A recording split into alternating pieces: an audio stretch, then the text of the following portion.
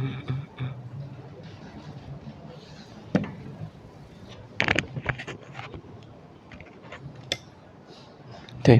Bismillahirrahmanirrahim. Assalamualaikum warahmatullahi wabarakatuh. Alhamdulillahirabbil alamin. Alhamdulillahilladzi alafa qulubina fasbahna bi ni'matihi ikhwana. Asyhadu an la ilaha illallah wahdahu la syarikalah wa asyhadu anna Muhammadan abduhu wa rasuluh.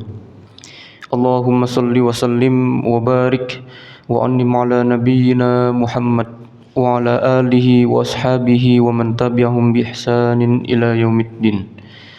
Subhanaka la ilma lana illa ma 'allamtana innaka antal alimul hakim wa tub 'alaina innaka antat tawwabur rahim. Allahumma 'allimna ma yanfa'una wanfa'na bima 'allamtana wa zidna ilma. Amma ba'd. Ma'asyiral muslimin, jamaah salat subuh yang dimuliakan Allah Subhanahu wa taala.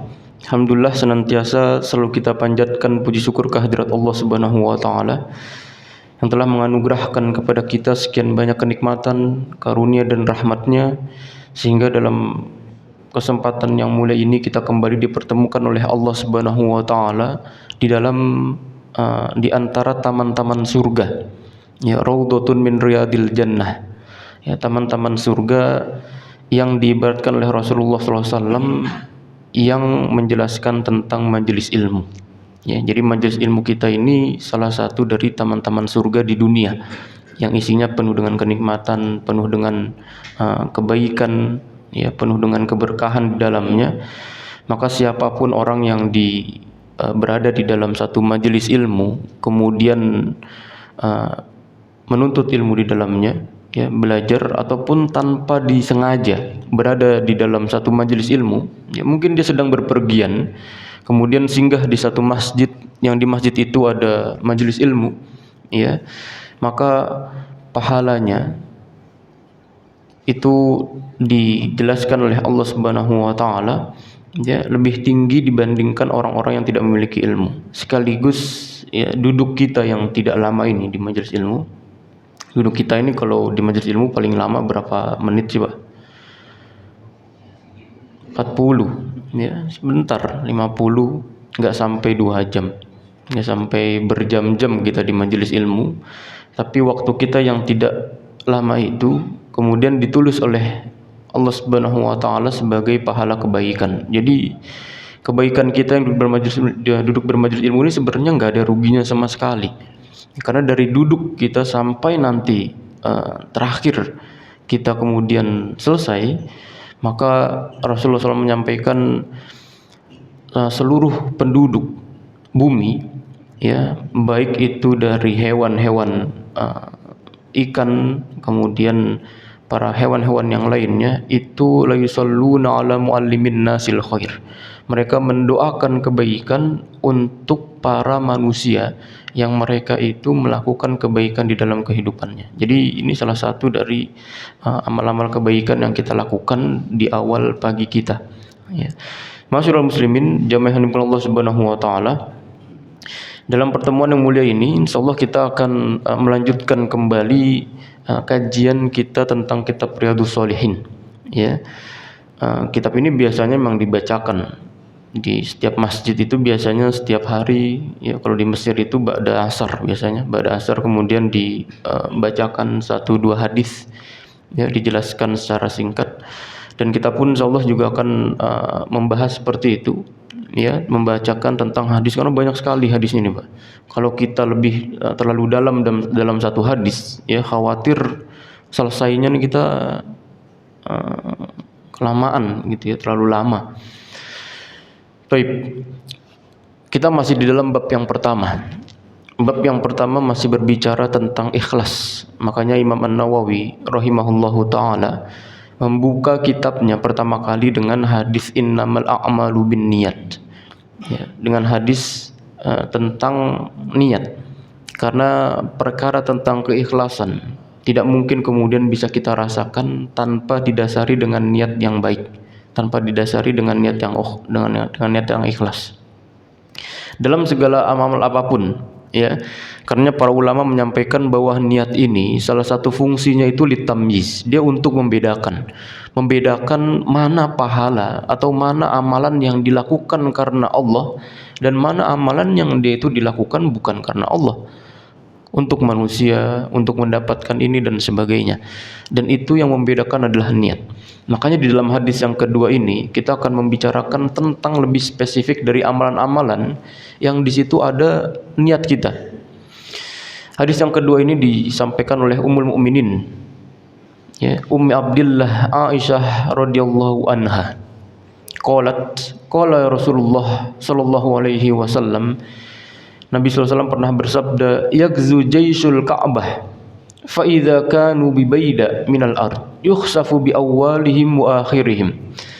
Rasulullah SAW digambarkan oleh Aisyah radhiyallahu anha pernah bersabda bahwa nanti akan ada sekelompok pasukan yang akan menyerang Ka'bah. Kemudian ketika mereka sudah sampai di Baida, ya, Baida ini padang luas, ya, kayak padang luas, ya, padang yang tidak ada apa-apanya di sana, tempat terbuka, ya, tanah lapang. Maka yukhsafu bi awwalihim wa akhirihim, maka kemudian mereka itu akan ditenggelamkan, ya, akan dibinasakan oleh Allah Subhanahu wa taala dari orang yang berada paling depan sampai yang paling belakangnya. Jadi tiba-tiba itu langsung ambles, ditenggelamkan oleh Allah Subhanahu wa taala ke perut bumi. Maka kemudian Aisyah radhiyallahu anha di sini mengatakan, "Ya Rasulullah, kaifa yukhsafu bi awwalihim wa akhirihim wa fihim aswaquhum wa man laisa minhum?" Aisyah kemudian bertanya, "Ya Rasulullah, bagaimana mereka dibinasakan semua? Bagaimana mereka itu ditenggelamkan semua?" Ya. Wa fihim aswaquhum wa man laisa minhum. Padahal di tengah-tengah mereka, ya, itu ada aswaquhum, ya, ada orang-orang, disebutkan para ulama ini merupakan at-tujjar, yaitu para pedagang mereka. Di sana mungkin ada orang yang enggak mau memperangi Ka'bah, ya. Mungkin di sana ada orang yang ikut-ikutan doang. Tapi kenapa yang dibinasakan semuanya? Ya. Maka Rasulullah SAW menyampaikan, qala yukhsafu bi awwalihim wa akhirihim thumma yub'atsuna ala niyyatihim. Ya, di mana mereka itu nanti akan dibinasakan semua oleh Allah Subhanahu wa taala. Ya, dari yang paling depan sampai yang paling belakang. Kemudian nanti mereka akan dibangkitkan sesuai dengan niat mereka masing-masing. Ya. Allah Subhanahu wa taala itu senantiasa selalu menjaga Ka'bah, Pak. Ya, mau dari apapun, ya, bahkan sebelum Nabi SAW itu diutus, ya, kita tahu tentang kisah Abraha itu, yang tentang ingin menghancurkan Ka'bah, karena Abraha ini pernah atau membuat sebuah kayak gereja, ya, tempat suci, yang rencananya itu ketika dibangun membuat orang-orang itu pergi ke sana dan beribadah di dalamnya. Tapi ternyata mendapati masyarakat Arab pada waktu itu, ya, mereka justru lebih senang pergi ke Ka'bah dan beribadah di sana. Maka salah satu raja di sana yang terkenal Yazid bin namanya Yazid dia, ya, itu menyuruh Abraha untuk menyerang Ka'bah dan menghancurkan Ka'bah, ya, dengan niat bahwa Ka'bah itu nanti kalau hancur maka manusia itu akan pergi ke tempat yang sudah dia bangun, bertawaf, kemudian ibadah di dalamnya dan bisa menghasilkan cuan, bisa menghasilkan uang, ya. Ternyata begitu Abraha berangkat, dan kita tahu kisahnya yang ada di dalam surat Al-Fil, ya, maka Allah Subhanahu wa taala di sini ingin menjaga Ka'bahnya, ingin menjaga Ka'bah, ya, dari serangan orang-orang yang tidak beriman.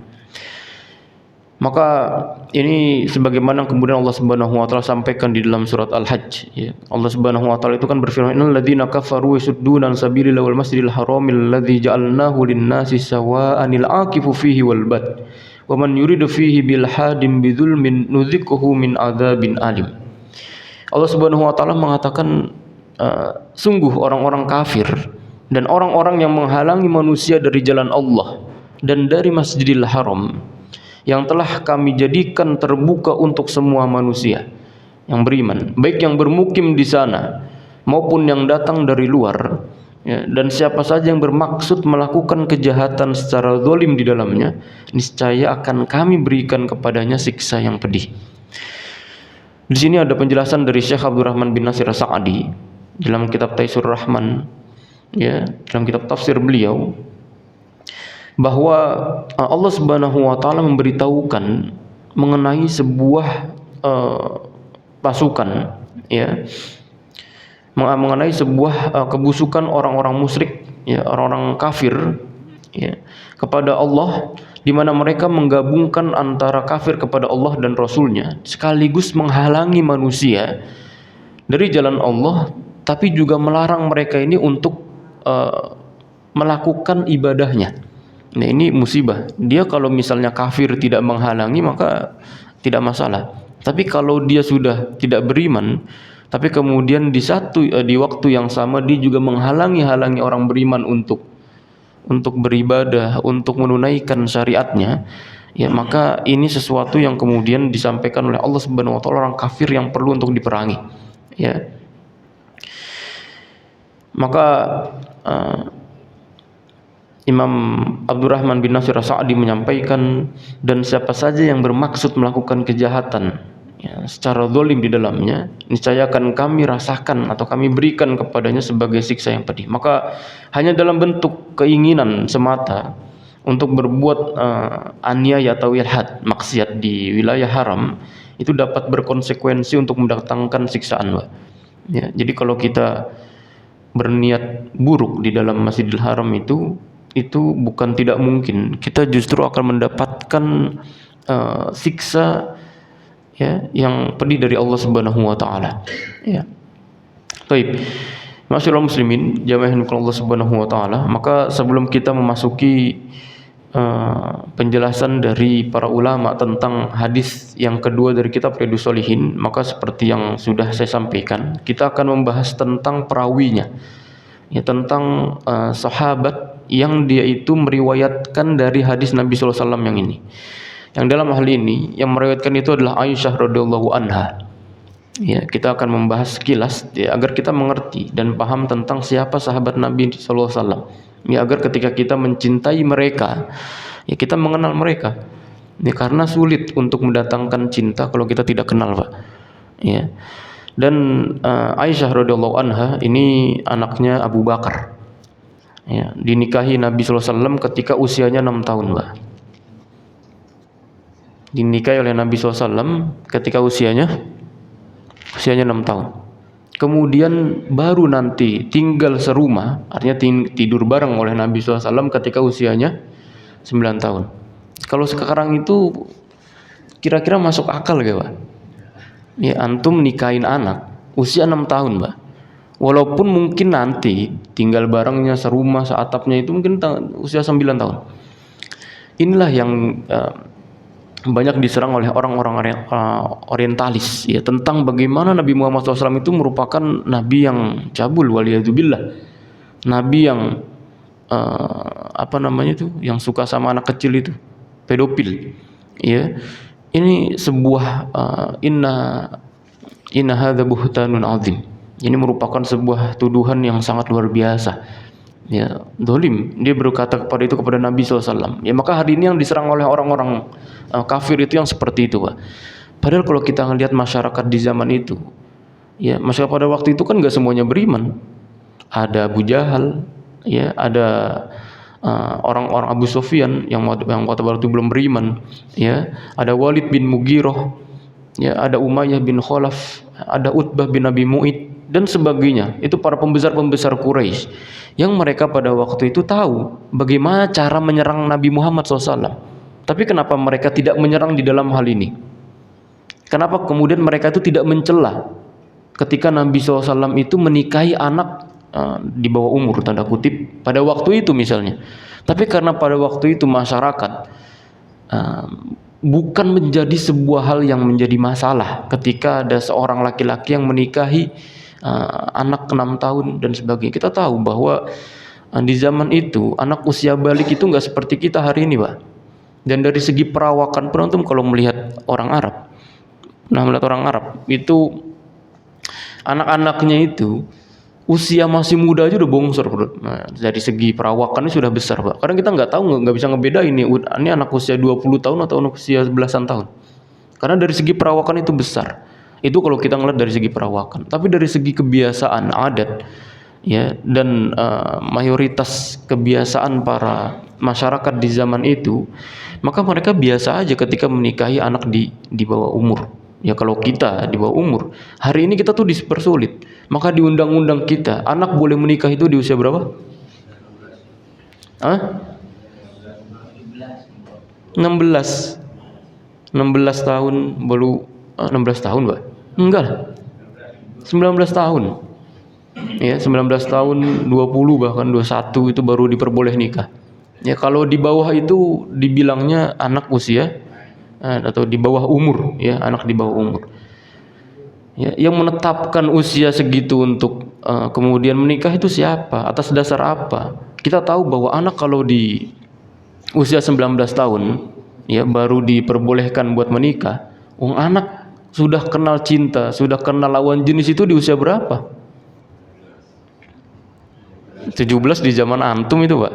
Di zaman sekarang anak-anak SD itu antum pernah ngeliat, Pak, tentang fenomena Citayam fashionable tuh kemarin itu. Itu kan bukan hanya sekedar menampilkan tentang fashion, tapi bagaimana mereka laki-laki perempuan itu sudah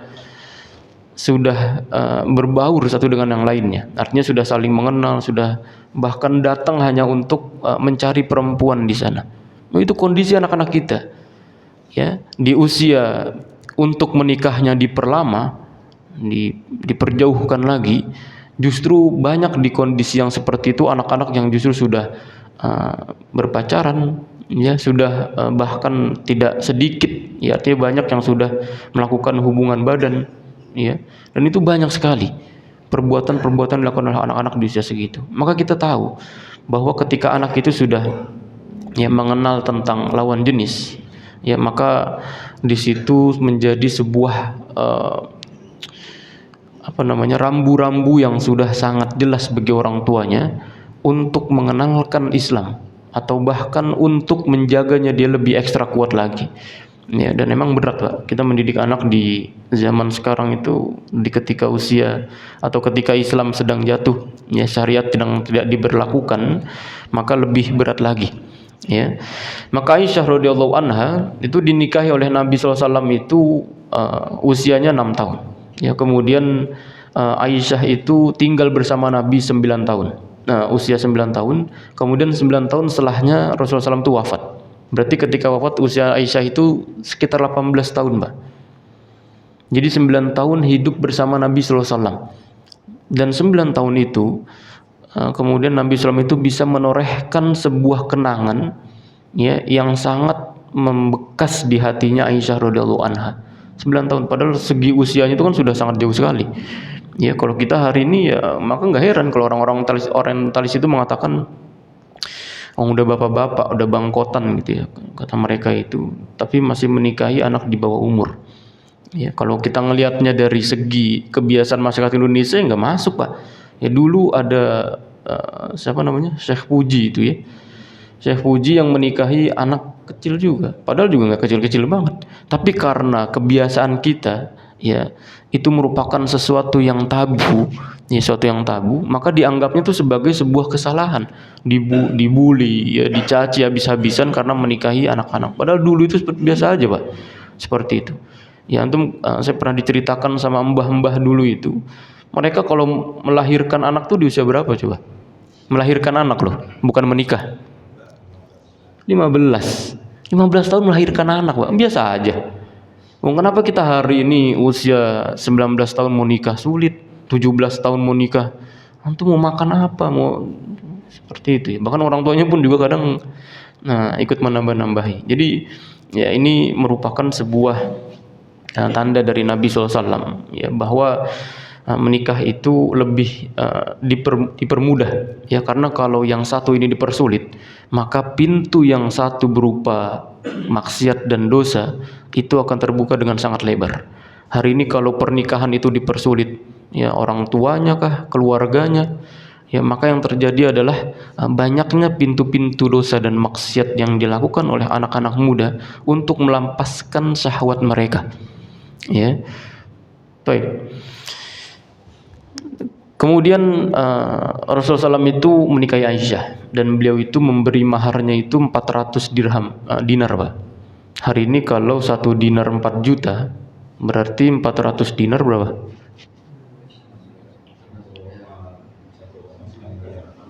Miliar ya? Ya, itu mahar yang diberikan oleh Nabi SAW ketika menikahi Aisyah. Jadi nggak heran ya kalau orang-orang Arab itu ketika mereka memberikan mahar itu, Masya Allah luar biasa, Pak. Ya, hanya untuk maharnya. Maka mereka itu kebanyakan nikah itu rata-rata di usia 30-an, 40-an tahun. Ya, beruntunglah kita tinggal di Indonesia, Pak. Ya, dari segi mahar itu ya Allah seperangkat alat sholat, Bismillah. Ya, kita nggak pakai emas-emasan, kalau ada ya nggak apa-apa. Kalau nggak ada emas pun pakai apa itu kemarin yang nikah itu ya. Nggak mesti harus yang ini ya. Yang penting cewek perempuannya mau, ya laki-lakinya pun mau, keluarganya ridho ya, Bismillah ya. Jadi nggak dipersulit. Makanya orang-orang Arab itu pada senang nikah sama orang Indonesia karena mudah, Pak. Ya mudah. Dan itu sesuai dengan apa yang disampaikan oleh Nabi SAW. Ya sebaik-baik perempuan itu yang memudahkan maharnya. Ya, tapi laki-laki pun juga tahu karena mahar ini merupakan nilai yang dia bayar, ya kalau istilah kasarnya itu untuk membawa perempuan ini untuk tinggal bersamanya. Kita kan nggak mendidik perempuan itu, Pak. Yang mendidik, menyekolahkan, ngasih makan, menjaga, ngerawat, melihara itu kan orang tuanya. Udah besar kita ngambil tiba-tiba. Udah ngambil di KDRT coba. Apa nggak kurang ajar nih kayak gitu ya? Baik. Ya maka Nabi SAW itu memberikan mahar 400 dirham, 400 dinar. Ya, dan ini merupakan harga yang sangat besar dan itu rata-rata sama. Ya, untuk Nabi SAW itu memberikan mahar kepada istri-istrinya. Aisyah radhiyallahu anha ini merupakan istri Nabi SAW yang masih perawan. Ya, maka dicintai oleh Nabi SAW itu setelah Khadijah. Dan karena Aisyah ini istri Nabi SAW yang masih muda, masih fresh, masih energik gitu ya, dibandingkan dengan istri-istri yang lain. Istri-istri Nabi SAW itu memang kebanyakan janda, Pak. Ya, istri-istri Nabi SAW itu memang kebanyakan janda, tapi jandanya itu nggak tua. Paham ya? Kebanyakan janda memang, tapi mereka itu nggak ada yang tua. Maka kebanyakan mereka itu ada yang menikah kemudian diceraikan oleh suaminya itu di usia-usia masih muda. Ya, Nabi SAW itu istrinya nggak ada yang tua-tua, Pak. Istrinya masih muda-muda. Bahkan ada sebuah penelitian tentang kecantikan istri-istrinya Nabi SAW. Kalau mau melihat dari segi kecantikan fisik, ya. Maka ketika istri-istrinya Nabi SAW ini kemudian digambarkan oleh para ulama ya, tentang usia-usia mereka itu yang tidak tua. Ya, Hafsah itu masih belasan tahun lah dinikahi oleh Nabi SAW. Yang paling tua memang ada, namanya Saudah bintu Zam'ah. Ummu Salamah pun juga masih tergolong tua, tapi tuanya pun masih cakep ibu-ibu lah gitu ya di zaman itu. Aisyah ini karena istri yang paling muda, ya kemudian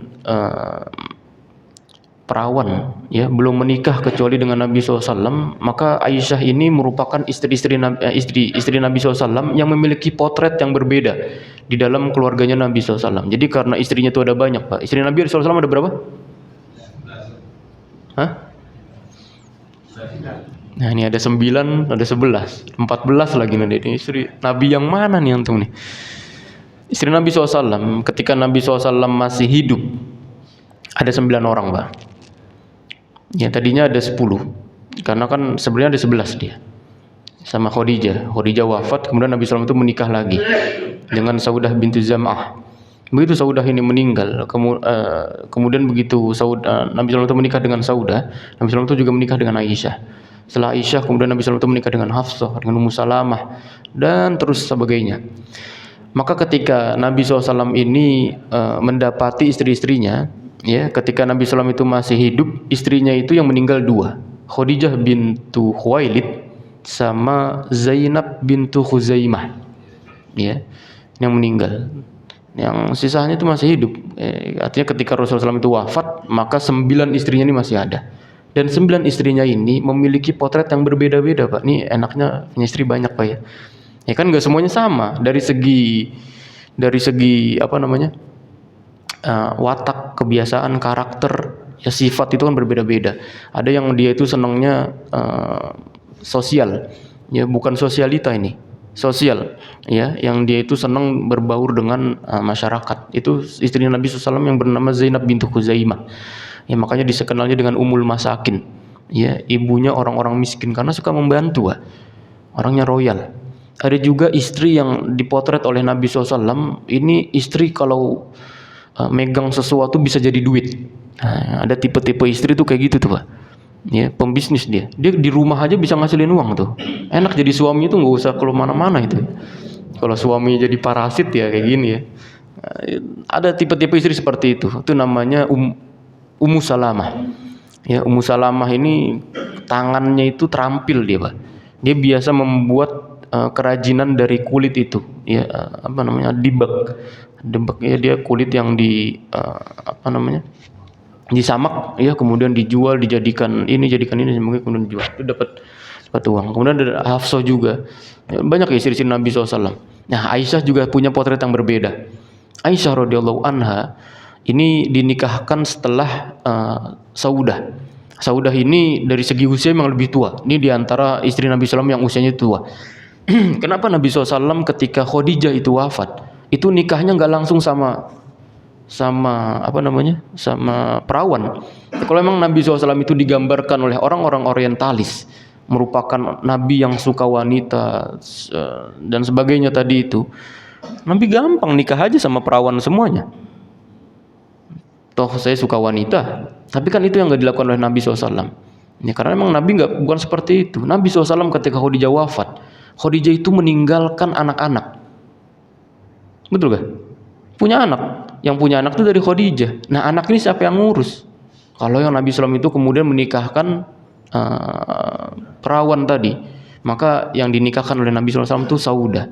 Yang dari segi usia itu Saudah itu memiliki sifat keibuan yang sangat luar biasa, Pak. Makanya Nabi SAW itu ya menjadikan Saudah untuk masuk dalam kehidupannya Nabi SAW untuk merawat anak-anaknya dulu.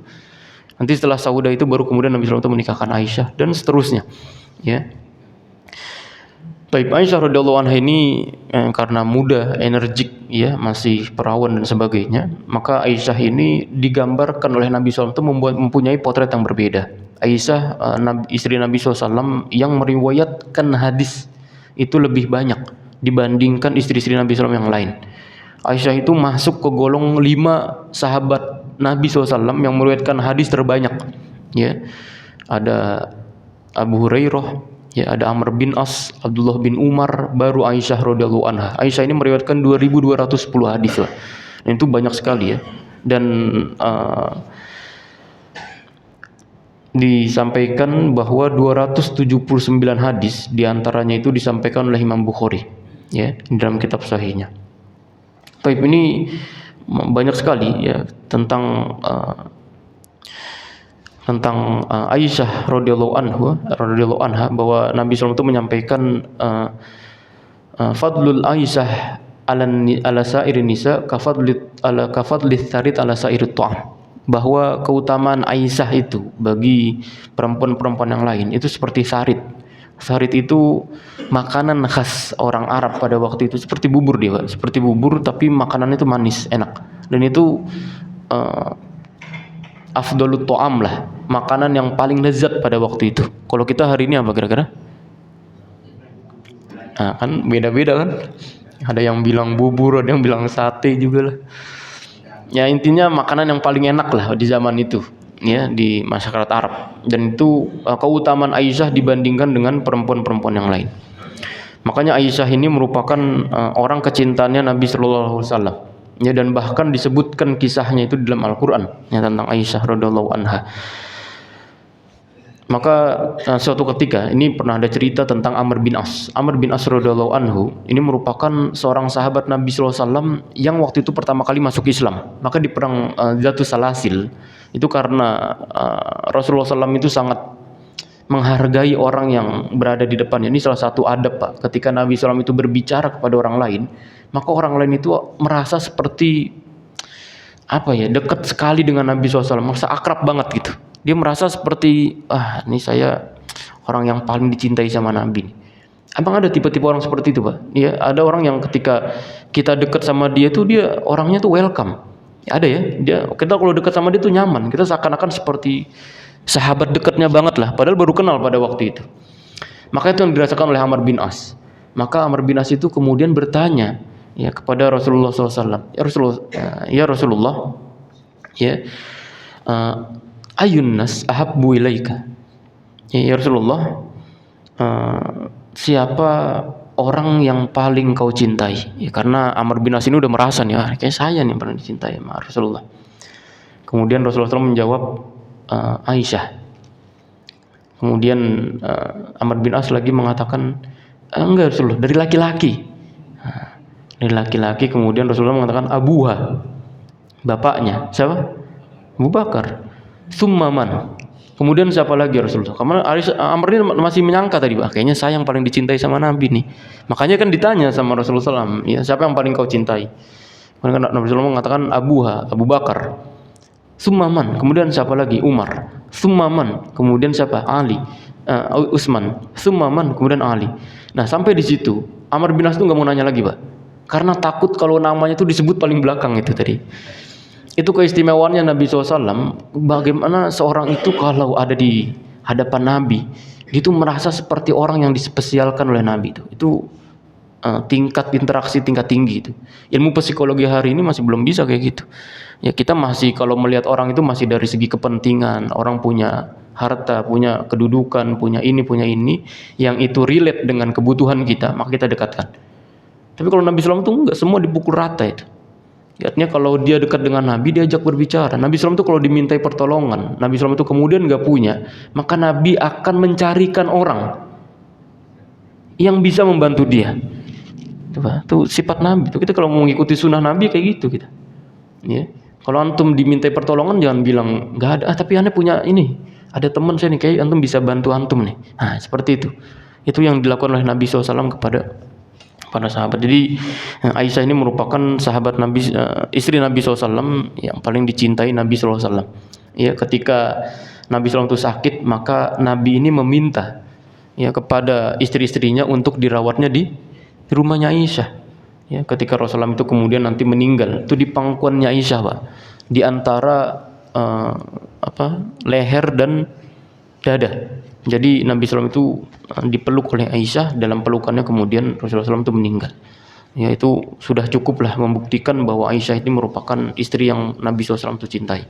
Walaupun dalam perjalanan kehidupan rumah tangganya itu enggak semuanya itu penuh dengan cinta, penuh dengan cinta, iya, tapi artinya penuh dengan jalannya mulus-mulus saja enggak ada. Ya, Aisyah pernah membuat Rasulullah SAW itu tanda kutip malu ya ketika ada tamu yang datang, kemudian Aisyah cemburu ya harus menampar tampan yang dipegang oleh istri Nabi SAW yang lain ya. Maka ini hanya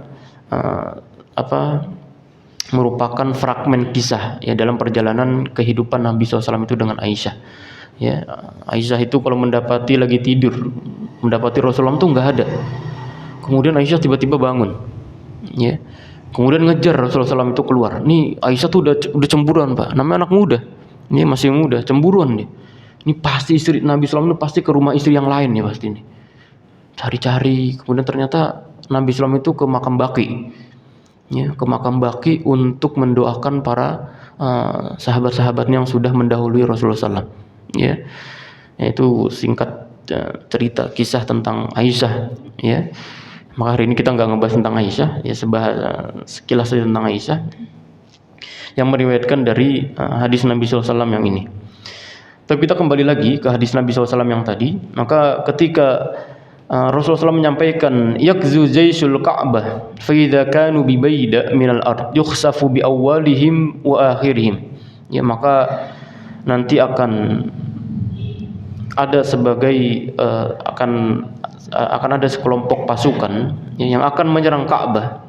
Kemudian ketika nanti mereka sudah sampai di sebuah tanah lapang, maka mereka akan ditenggelamkan oleh Allah Subhanahu wa taala. Ya. Dan mereka yang hendak menghancurkan Ka'bah ini dan sampai di tanah yang lapang itu, maka nggak ada yang tahu, Pak. Ini pasukan siapa, dari mana, pasukannya apa dan sebagainya, nggak ada yang tahu. Ini pasukan secara umum, dan ini bukti bahwa Nabi SAW itu mendapatkan wahyu untuk meramal apa yang ada di masa depan, meramal ya, tapi untuk mengetahui apa yang nanti akan terjadi di masa depan. Ya, maka dulu ketika di perang Tabuk itu, ketika Rasulullah SAW itu mengutus 3 orang sahabat, ya, ada Ja'far bin Abi Thalib, kemudian ada Zaid bin Harithah, kemudian ada Abdullah bin Rawahah, ya, yang kemudian nanti ditebas satu lagi. Itu Rasulullah SAW itu menggambarkan kondisi tentang peperangan mereka itu di hadapan para sahabat itu, Pak. Ya, bahwa bendera perang itu kan pertama kali dipegang oleh Ja'far bin Abi Thalib. Kemudian diceritakan bahwa Ja'far itu kemudian ditebas, dipotong dan sebagainya. Kemudian bendera itu dipegang lagi oleh Zaid bin Harithah. Zaid bin Harithah pun juga kemudian mati, ditebas tangannya. Kemudian bendera ini dipegang oleh Abdullah bin Rawahah. Ya, Abdullah bin Rawahah kemudian dijelaskan oleh Nabi SAW. Itu ketika Rasulullah SAW itu masih hidup. Ya, tapi Nabi SAW itu nggak ikut perang. Ya, mengutus para sahabat, kemudian dilakukan seperti itu. Ya, ini menjelaskan tentang bagaimana Nabi SAW itu mendapatkan wahyu untuk kemudian mengetahui tentang masa depan. Ya. Baik, maka ketika Rasulullah SAW menyampaikan hal tadi itu, ya, akan ada ditenggelamkan pasukan yang akan menyerang Ka'bah, maka terlintas di dalam pemahaman Aisyah radhiyallahu anha tentang, ya, ini bagaimana mungkin mereka semuanya yang dibinasakan.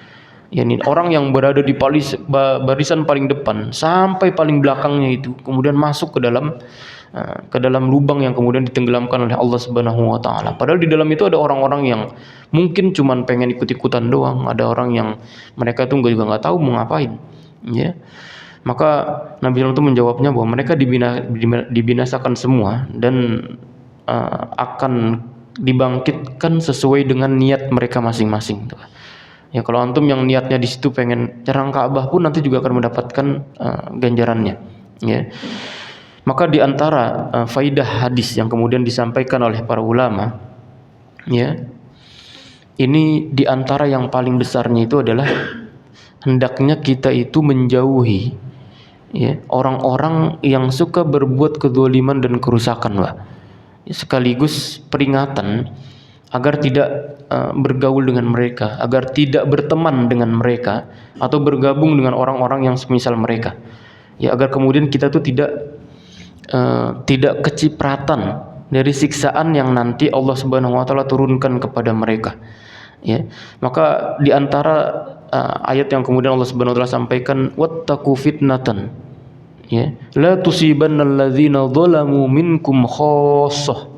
Ya, hendaklah atau pelihara dirimu, ya, takutlah, bertakwalah kamu dari siksaan Allah Subhanahu wa taala yang tidak hanya menimpa orang-orang yang zalim saja di antara kamu.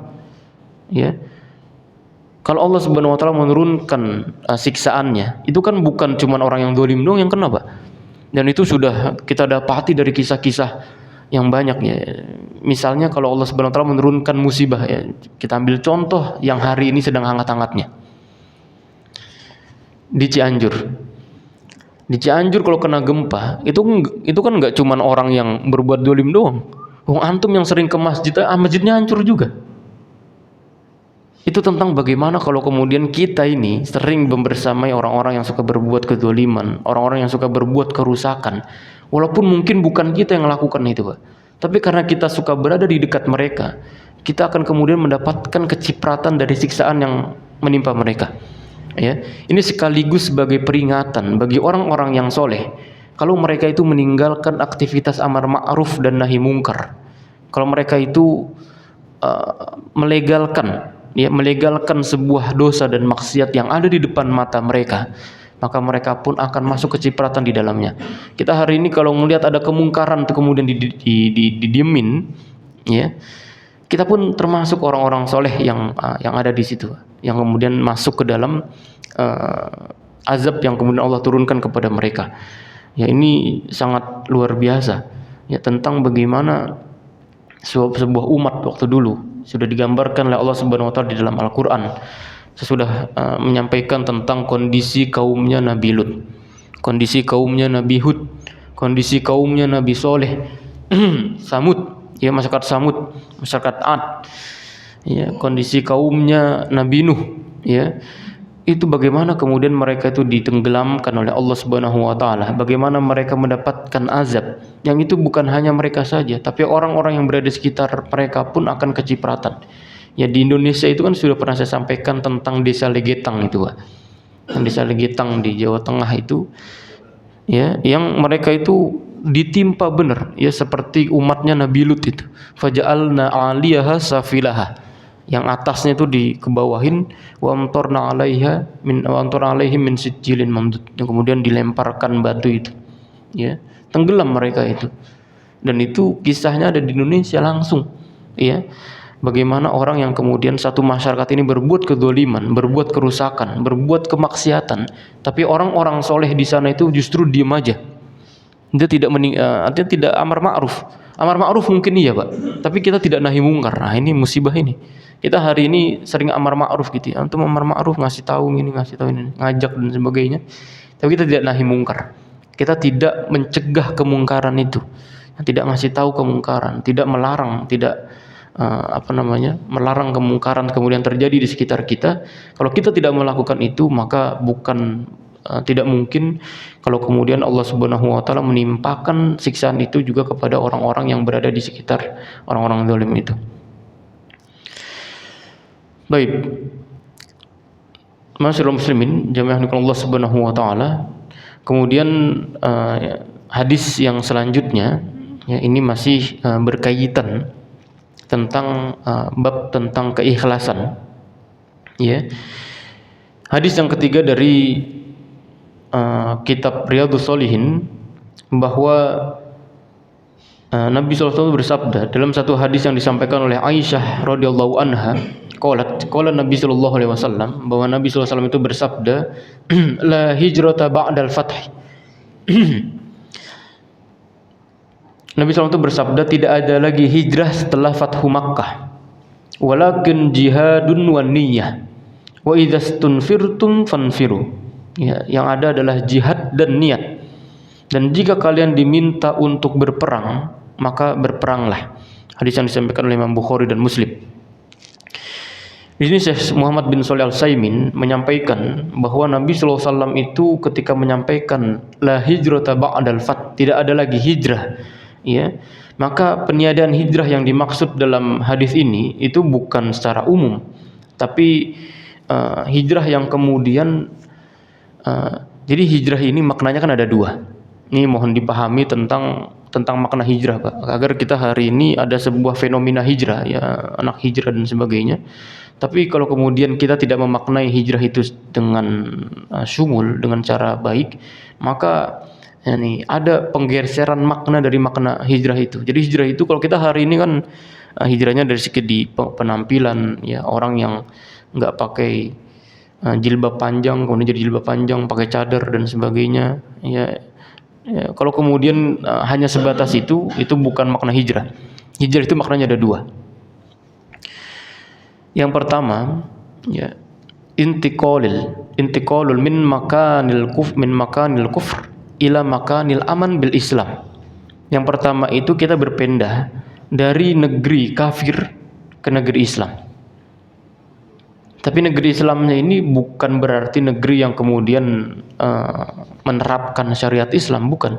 Tapi negeri yang di sana itu kita aman dalam menjalankan syariat kita sebagai seorang muslim. Dulu Nabi SAW ketika menyuruh para sahabat untuk hijrah yang pertama, hijrah kemana itu? Hijrah ke Habasyah. Ya, Habasyah itu bukan negeri muslim. Kita tahu rajanya Raja Najasyi, Nasrani dia. Tapi karena di sana Nabi SAW itu mendapati kebebasan para sahabat untuk menjalankan agamanya, maka Nabi SAW itu memerintahkan para sahabat itu untuk hijrah yang pertama ke Habasyah, ya. Maka inilah yang kemudian disampaikan oleh para ulama tentang makna hijrah yang pertama, yaitu berpindah kita dari negeri yang kita sulit untuk menjalankan ibadah, menjalankan sholat, menjalankan puasa, ya seperti saudara-saudara kita di Uighur itu ya. Ya, seperti saudara-saudara kita banyak lah dalam sejarah peradaban Islam itu banyak sekali kita dijelaskan tentang masyarakat yang mereka itu sulit untuk menjalankan syariat agamanya di negaranya. Maka diminta untuk hijrah. Hijrah yang kedua itu hijrah dari sesuatu yang tidak baik menjadi sesuatu yang tidak baik menjadi yang baik gitu ya. Nah, ini yang kebanyakan dari kita itu hari ini ya memaknai tentang kalimat hijrah, yaitu berpindahnya seseorang dari keadaan yang tidak baik ya kemudian menjadi keadaan yang baik. Itu juga disebut dengan hijrah. Maka Nabi SAW dalam satu hadis yang disampaikan oleh Imam Abu Daud dan Imam Ahmad, disahihkan oleh Imam Albani rahimahullahu ta'ala dalam kitab Sahihul Jami', Nabi SAW itu bersabda, la tanqati'ul hijrah hatta tanqati'at taubah wa la tanqati'ut taubah hatta tatlu'us syamsu min maghribiha. Bahwa hijrah ini tidaklah dihapus sebelum taubat itu dihapus ya, sedangkan taubat tidak akan dihapus sebelum matahari itu terbit dari barat. Ya, jadi artinya hijrah yang dimaksud dalam hadis Aisyah radhiyallahu anha tadi itu bukan hijrah secara umum, tapi artinya hijrah yang dari Makkah ya kemudian hijrah ke negeri-negeri yang lain. Maka ketika di awal ya Makkah itu dikuasai oleh orang-orang musyrik ya, kemudian mereka itu mengusir Rasulullah SAW dan para sahabat dari Mekah, maka berdasarkan izin dari Allah Subhanahu Wa Taala, mereka itu kemudian melakukan hijrah ke Madinah. Ya, kemudian 8 tahun setelahnya, maka pada tahun 8 Hijriah setelah peristiwa hijrah itu, Rasulullah SAW itu kembali ke Mekah untuk melakukan penaklukan Mekah, yang itu disebut dengan Fathu Makkah. Ya, pada tahun 8 Hijriah. Dan kemudian Nabi SAW itu mengatakan walakin jihadun wa niyah, ya tidak ada lagi hijrah. Artinya kalau antum sudah, karena di waktu itu Makkah itu merupakan negeri yang kafir, maka Nabi SAW itu hijrah ke Madinah untuk kemudian mendirikan sebuah kedaulatan. Tapi ketika pada tahun 8 Hijriah setelah Nabi SAW itu kembali lagi ke Makkah untuk melakukan Fathu Makkah, yang itu kemudian Makkah itu sudah Islam, sudah menjadi sudah takluk di bawah Nabi SAW dan para sahabat. Ketika sudah Islam itu Makkah itu sudah Islam, maka sudah tidak ada lagi hijrah ya dari sana. Ya, yang dinamakan adalah jihad wa niyah, tapi yang ada itu adalah jihad dan niat.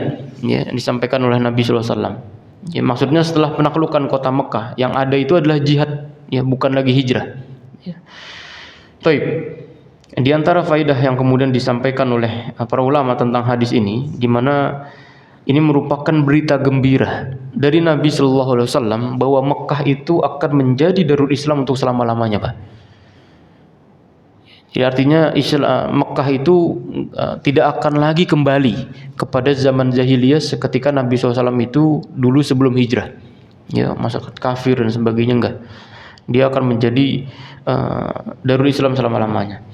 Dan hijrah tetap disyariatkan ya, siapa saja yang berada di negeri kafir dan mampu untuk keluar darinya, maka dia wajib untuk berpindah ya menuju ke negeri Islam. Ya, ini banyak saudara-saudara kita itu di ya, negeri-negeri yang hari ini Islam sebagai agama yang minoritas, agama yang sangat kecil ya, mereka itu sangat kesulitan untuk menjalankan aktivitas agamanya di sana ya. Teman-teman kita, saudara-saudara kita di Uighur ya, bahkan di Palestina pun, Palestina masih bisa ya, masih bisa sholat.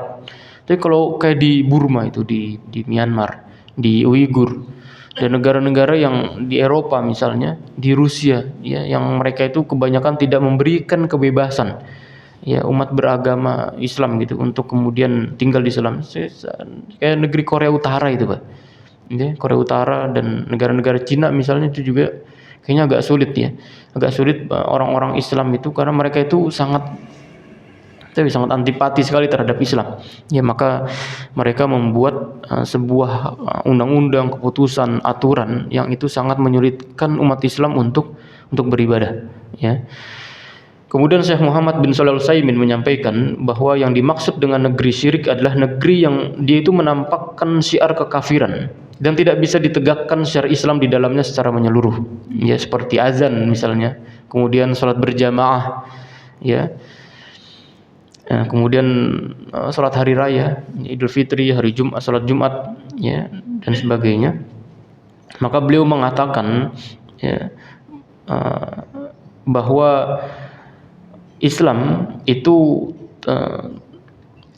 atau artinya orang-orang yang kemudian berada di negara tersebut agar hendaknya dia itu hijrah, ya, hijrah dari tempat yang sulit tadi itu untuk kemudian berpindah ke tempat yang dia itu mudah dalam menjalankan syariat Islam. Kemudian beliau juga melanjutkan bahwa berpergian ke negeri kafir itu tidak diperbolehkan kecuali 3 syarat. Ya, orang kita hari ini mau pergi jalan-jalan ke Eropa misalnya, ya, ke Paris, mau nonton bola, Ustaz, boleh gak? Ya, maka Syekh Muhammad bin Shalih Al-Utsaimin ini memberikan 3 syarat. Yang pertama, orang ini harus memiliki ilmu yang cukup untuk kemudian bisa menanggulangi beliau itu, menanggulangi orang yang kemudian pergi ke negeri kafir ini untuk tidak terkena syubhat-syubhat mereka. Ya, syarat yang pertama. Dan yang kedua, ya, orang ini hendaknya memiliki atau ngerti tentang pengetahuan Islam yang sangat kuat, ya, agar kemudian tidak terjatuh dalam memanjakan syahwatnya.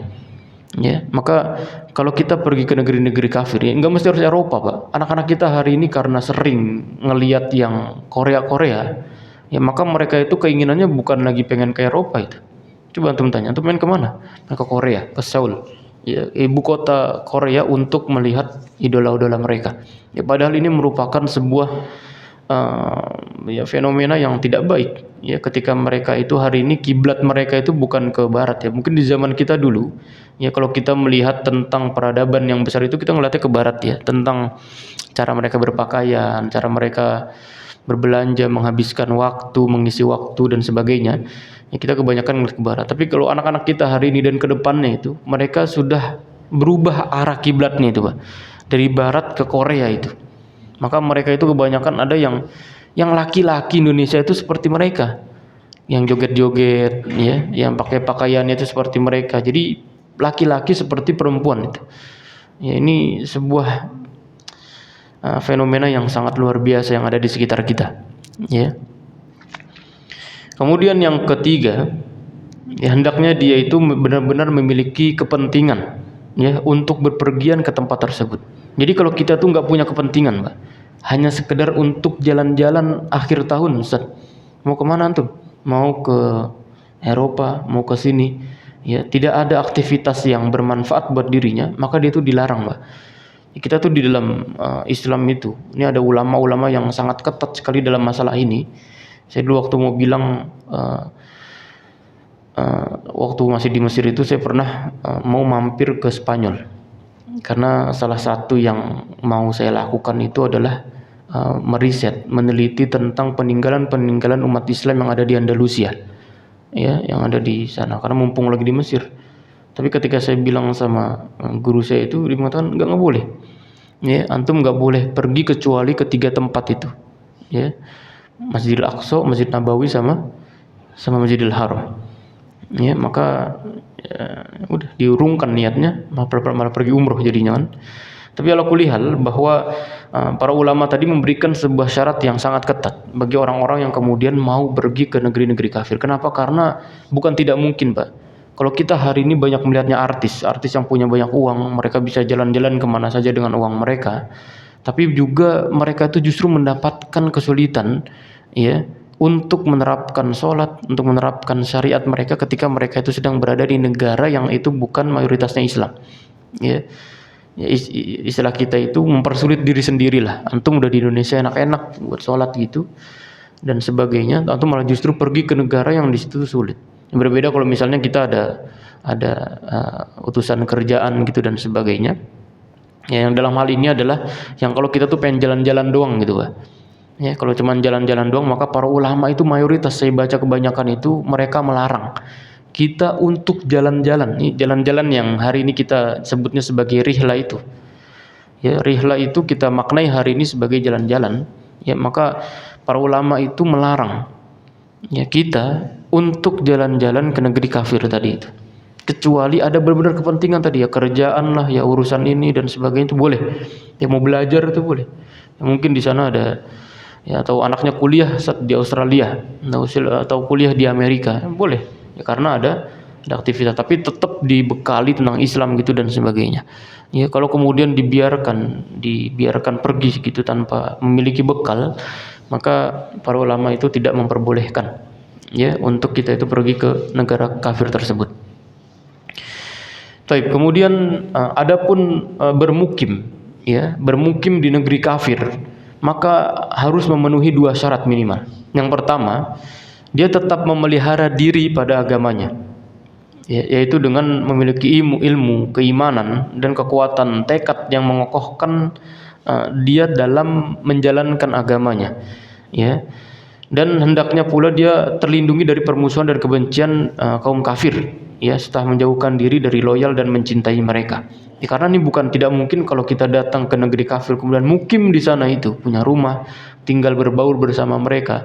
Ya kalaupun atas nama toleransi, tapi toleransi kita pun ada batasannya dia. Ya enggak kemudian kita itu asal serta-merta bilang toleransi ini dan sebagainya kemudian menabrak semua, itu juga tidak diperkenankan, ya tidak diperbolehkan. Kemudian yang kedua, tetap menunjukkan agamanya. Artinya menampakkan simbol-simbol Islam kita tanpa ada halangan. Ya, sehingga tidak terhalangi untuk melakukan sholat, ya sholat Jumat dan sebagainya. Maka saudara-saudara kita di bekas jajahan Uni Soviet dulu itu, di negara Tajikistan, ya, Uzbekistan, ya, apalagi Turkmenistan yang tan itu belakangnya itu, mereka itu dalam urusan yang ini sangat ketat sekali, Pak. Mereka itu ketika menampakkan simbol-simbol Islam mereka itu sangat benar-benar.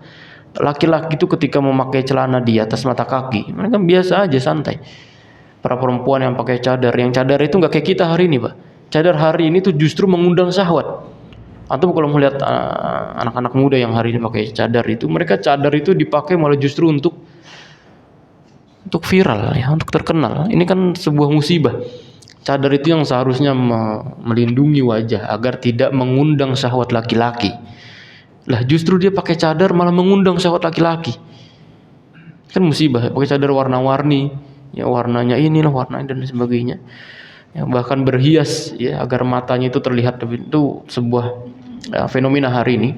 Ya di mana mereka itu ya orang-orang Cechnya ya dan negara-negara sebelah mereka itu, mereka ketika memakai istrinya itu memakai cadar, itu cadar yang benar-benar ketutup semuanya, Pak. Di Indonesia itu kayak jarang lah.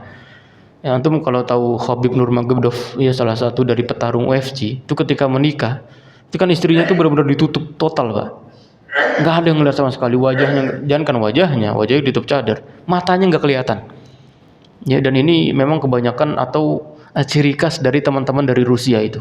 Mereka tuh kalau jalan sama istrinya tuh nggak, ya nih cadarnya tuh matanya ketutupan semua, tapi di matanya tuh ada tipis gitulah, ya seperti tipis. Tapi ketutupan kalau kita melihat dari luar, tuh ngelihatnya ya ketutupan semua, nggak ada matanya sama sekali, untuk meminimalisir dari mata jahatnya laki-laki yang dia itu melihat. Hari ini laki-laki itu suka udah pakai cadar pun masih berfantasi dia itu kadang dengan perempuan-perempuan seperti itu. Maka mereka itu menjaga diantaranya dari keburukan-keburukan seperti ini. Ya, ini masih panjang sekali nih, Pak, ya, tentang hadis yang kedua ini, tentang bagaimana kita diperbolehkan hijrah, bagaimana perlakuan kita terhadap negeri-negeri kafir dan sebagainya. Ya, insyaallah kita bahas di pertemuan selanjutnya tentang hadis ini. Semoga yang sedikit ini bisa memberikan manfaat buat kita semuanya. Aqulu qouli hadza wa astaghfirullah li wa lakum. Subhanakallahumma wa bihamdika asyhadu an la ilaha illa anta astaghfiruka wa atubu ilaik. Assalamualaikum warahmatullahi wabarakatuh.